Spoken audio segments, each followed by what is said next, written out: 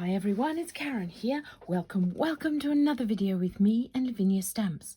And today I'm going to share with you how I created this lovely greeny blue card with the two dancing fairies in the forest. The background that I've created is using brushos. I've used turquoise and lemon. So that's a blue and a yellow, and you know that blue and yellow make green. So that's how we've got the blues, the yellows and the greens in the background there. I've got a bit of embossing here, and I've embossed Mystic Swirl, which is the stamp at the background. I've got Tree of Hope and Tree of Courage here, and I'm using one of the fairy charm sets here, which is the lovely heart. And then in the bottom here I've got some Twisted Vine set using two colours in VersaFine Clair, that's Verdant and Green Oasis. I've got Nocturne for my stamping, but I'm also using the Silhouette Grass and the Orchard Grass for some more depth at the bottom. And then I've splattered it to create a little magical feel with my white Posca pen. I'm using my embossing pad again for the embossing there. I've got my smoothie where I've used it around the edge, and then I've got pine needles again to create a frame around our whole picture. So I'm using A6 card, Multifarious cardstock, which is 300 GSM. We will get started. Now, for the purposes of this video today, I'm going to use a piece of acetate or plastic here. Normally I would put it straight onto my mat, but because I want it to be clean and nice for you on this video, I'm just going to put it onto my plastic sheet. So I'm going to take two colours of my brushos, and I'm just going to put, these are, if you haven't used them, they are highly pigmented watercolour powder. You saw a tiny bit there of the blue and a tiny bit of the lemon. Using my spritzy bottle, I'm going to water them down. Now, if you haven't used brushos, you can use this now to paint with, to smush on your card. So I'm just going to create a runny mess. And then I'm going to pick it up like that, and as you can see, blue and yellow make green. Now you want this contrast in your background, because if you look at what we've done here, we've got this lovely contrast happening. So I'm just going to carry on smushing it, picking up the blues and the greens and the yellows. Now I want a tiny bit more yellow in here.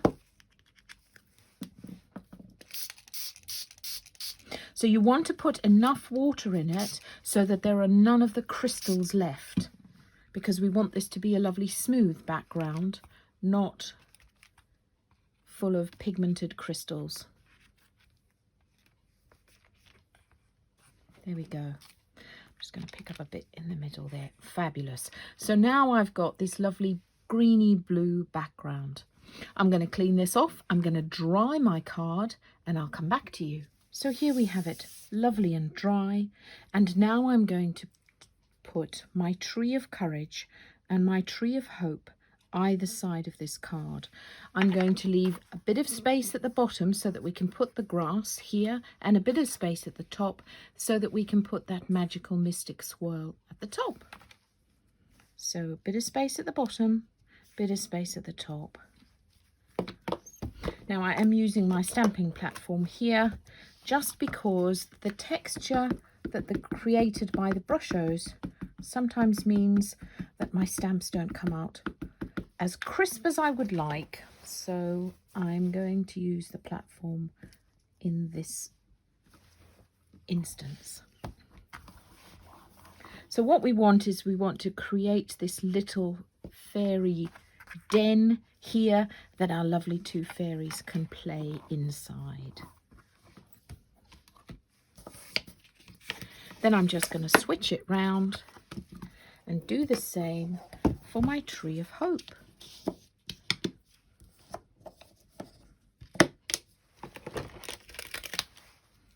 As always, I just clean my stamps with a bit of water and my cloth.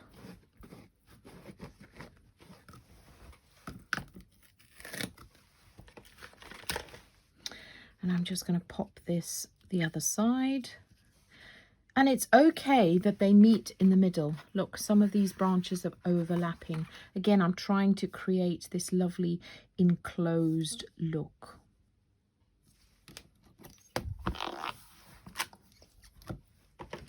With my Nocturne.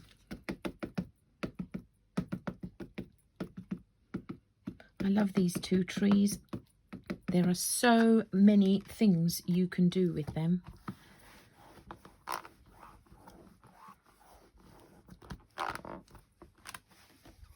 So there you have this lovely enclosure here. I'm just going to clean this off before I put it away. I do like to clean my stamps off before I put them away, because then next time I know they're clean when we come back to it.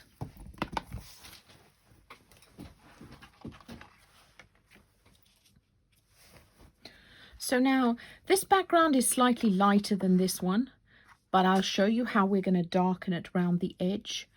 And it's okay that the center is a little lighter. If you wanted it darker, I would dry it off and reapply the brushos before you're stamping. But the first thing that we're going to do is we're going to stamp some of this foliage at the bottom. And to do that, tear a piece of copy paper, get an edge, just a random edge like that. And we're going to take Verdant and Green Oasis, and I'm just going to stamp some of this. This has to be, look at this, one of my favorite stamps. There's so much interest in that. You've got texture, thin and thicker leaves there. It's kind of twirling and swirling, just fabulous. So I'm just using my piece of paper to mask off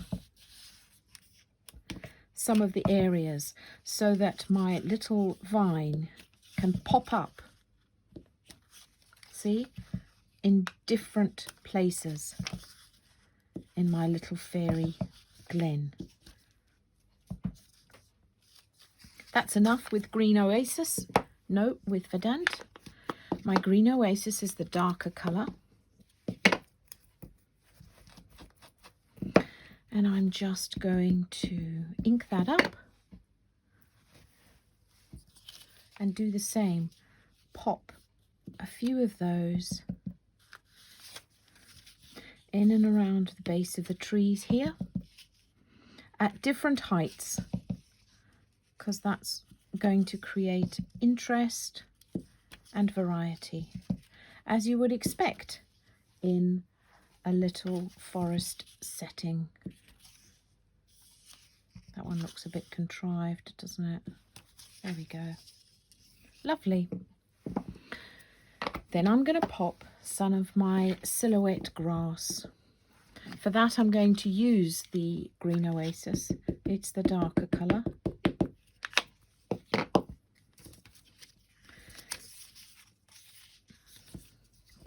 And again, I'm going to have some of this just popping up over my mask, which is my copy paper. And some of it you just want it peeking through, and other ones you might want longer stems.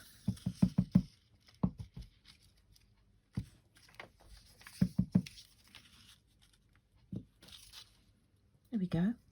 Just different heights, variety. Stamping over them, so it just makes it look more textured. Then we're going to take our orchard grass. Where's our orchard grass? I put it away. I was being so efficient.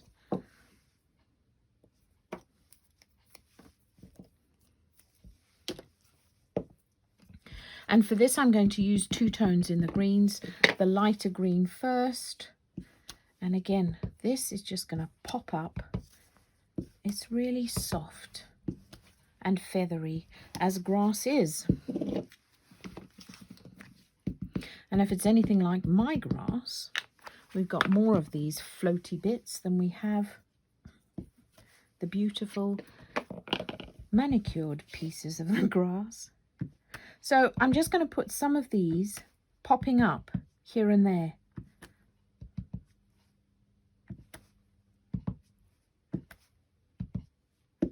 Different heights in and around the base of our lovely trees.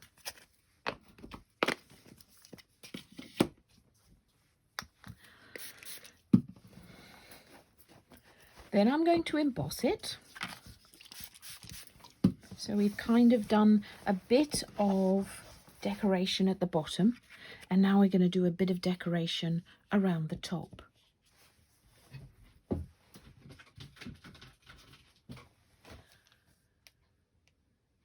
And always when I'm embossing, I will use my anti-static pad. So inside here is some French chalk, and that just means that it's going to clear any of the oiliness that I had in my fingers, anything that was sticky onto the card, so that when we put our embossing powder on it, it's less likely to stick. Note, I didn't say it's not going to stick, just that it's less likely to stick.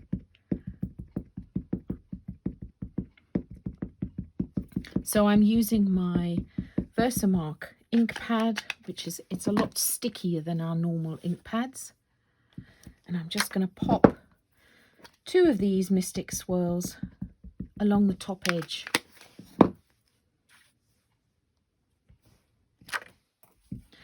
And then I'm going to use Vanilla White. This is an opaque embossing powder.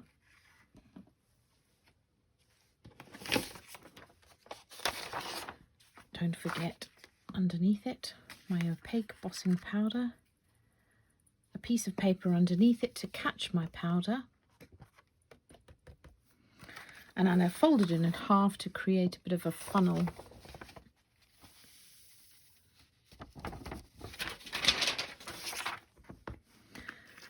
And always put the lid on. And then I'm just going to heat that. Now, if you were making several of these, you don't necessarily need to heat it straight away. Once you've embossed with your stamp pad, you do need to put the embossing powder on straight away, but you don't necessarily need to heat it straight away. You can create a production line if that's what you wanted, and then heat them all in one go. So I'll do that and I'll come back to you. So then I'm going to take my Distress Oxide in Pine Needles with my smoothie, and I am going to create a frame. It's quite a dark frame, but I'm going to create a frame all around the edge of my piece. I'm using this piece of acetate to protect the rest of my card because my fingers are a bit mucky and I don't want that in places that I don't want it. So I always frame my cards with a darker edge because that draws the eye to the center and kind of gives us even more of this framed look.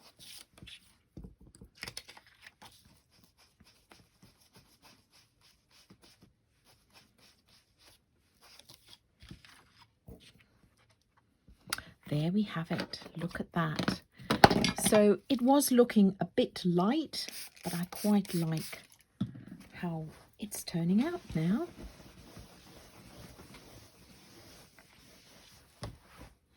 Now we're going to pop.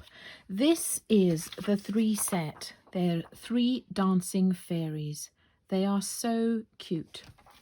So I'm going to put 2 of them facing each other. And I'm going to stamp those with Nocturne. I'm going to pop her here. And pop her facing the other one.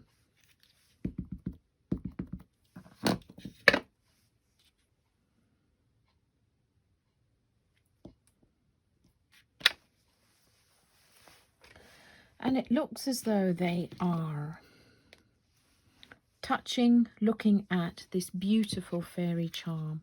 So again, you get 3 in this set. And I'm again inking it up in Nocturne, but I don't want the whole streamer or string.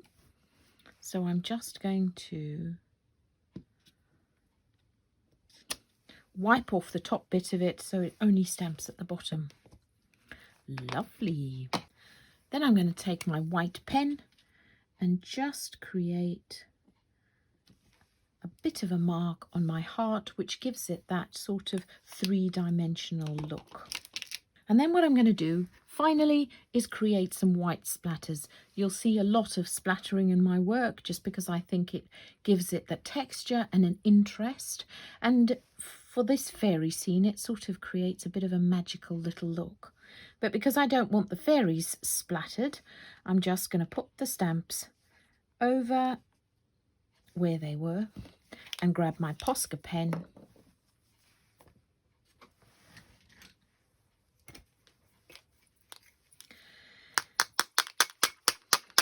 and create some splatters all over my card.